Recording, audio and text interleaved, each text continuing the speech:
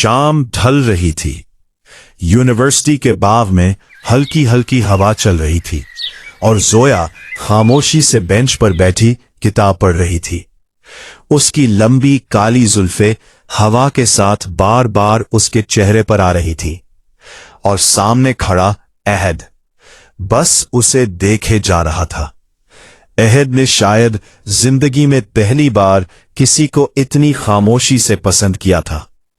ना उसने कभी जोया से बात की, ना अपनी मोहब्बत जाहिर की। बस हर रोज दूर से उसे देख लेना ही उसके दिन का सबसे खूबसूरत हिस्सा था। उसके दोस्त अक्सर उसे छेड़ते, भाई एक दिन उससे बात तो कर ले, मगर अहद सिर्फ हल्का सा मुस्कुरा देता। कुछ लोग दूर से ही अच्छे लगते हैं, मगर हकीकत यह थी अहद डरता था। उसे खौफ था कि अगर उसने अपने दिल की बात कह दी तो शायद जोया उससे हमेशा के लिए दूर हो जाएगी।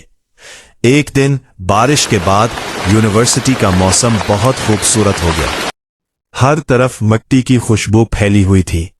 जोया लाइब्रेरी से निकली तो अचानक तेज हवा चली। उसकी जुल्फें चेहरे पर बिखर गईं। वो परेशान होकर बाल संभालने लगी।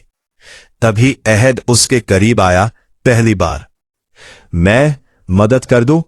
जोया चौंक गई, फिर हल्का सा मुस्कुराई। शुक्रिया, मगर मैं कर लूंगी। अहद फौरन घबरा गया। सॉरी, मेरा मतलब। जोया हंस पड़ी और उस एक हंसी ने अहद का दिल बेकाबू कर दिया।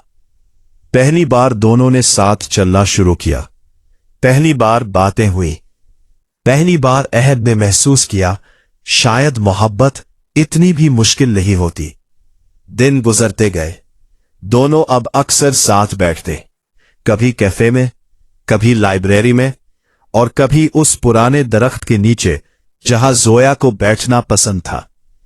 एक दिन जोया ने अचानक पूछा, अहद, तुम हमेशा मेरी जुल्फों को इतना क्यों देखते हो? अहद चंद लम्हे खामोश रहा, फिर धीमी आवाज में बोला, क्योंकि जब हवा में तुम्हारी जुल्फें उड़ती हैं ना, तो मुझे लगता है दुनिया रुक गई है।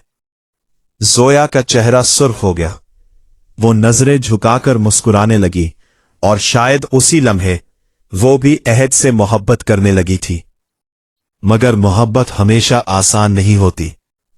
एक दिन अचानक जोया यूनिवर्सिटी आना बंद हो गई। ना कॉल, ना मैसेज, ना कोई खबर। अहद पागलों की तरह उसे ढूंढता रहा। फिर एक हफ्ते बाद उसे जोया की दोस्त मिली। उसने खामोशी से एक खत अहद के हाथ में दिया। अहद के हाथ कांपने लगे।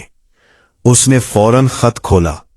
अहद, मुझे लाहौर छोड़कर जाना पड़ रहा है।